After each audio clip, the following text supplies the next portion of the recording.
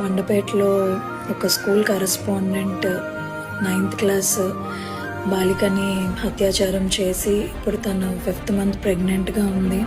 ఇంట్లో చెప్తే చంపేస్తానని చెప్పి చాలా భయపెట్టడం జరిగింది ఆ అమ్మాయిని. సో పాపతో మార్నింగ్ నుంచి ఉండడం జరిగింది. చాలా బాధ అనిపించింది.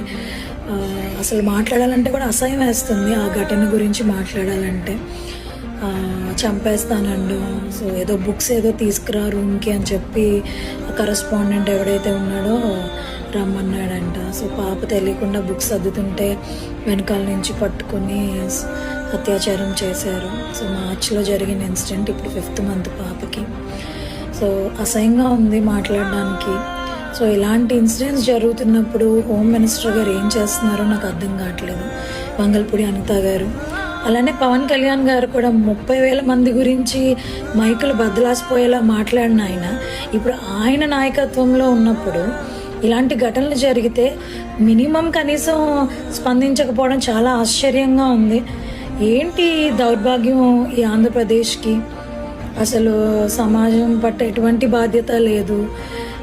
ఎటు వెళ్తుందో తెలియట్లేదు. ఇలాంటి ఘటనలు రోజు తరచూ చూస్తూనే ఉంటున్నాం ఏదో ఒక కార్నర్ ఆఫ్ ఏపీలో. బట్ ఏం చేస్తుందో అర్థం కావట్లేదు. పోక్సో చట్టం ఎవరైనా సరే మీ మీద చెయ్యి వేస్తే బ్యాడ్ టచ్ గుడ్ టచ్ ఎలాలోని ఇప్పుడు పిల్లలు స్కూల్లో నేర్చుకుంటున్నారు. సో ఎవరైతే ఇలాంటి బ్యాడ్ టచ్ ఇలా మీరు ఏదైనా సరే వెంటనే అమ్మకి వెళ్ళి చెప్పండి. అమ్మకి మించిన ధైర్యం ఈ ప్రపంచంలో ఎక్కడా ఉండదు. సో అమ్మకి చెప్పండి, ఇలా జరిగిందని చెప్పండి.